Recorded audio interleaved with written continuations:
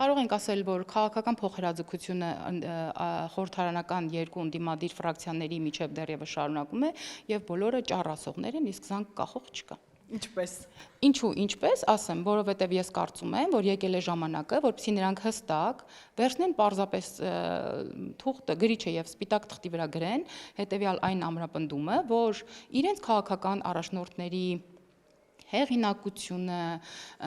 հետ գցած գույքը, քաղաքական ժառանգությունը եւ հետագիծը ոչ միայն խանգարելու են իրենց առաջ գնալու, այլ նաեւ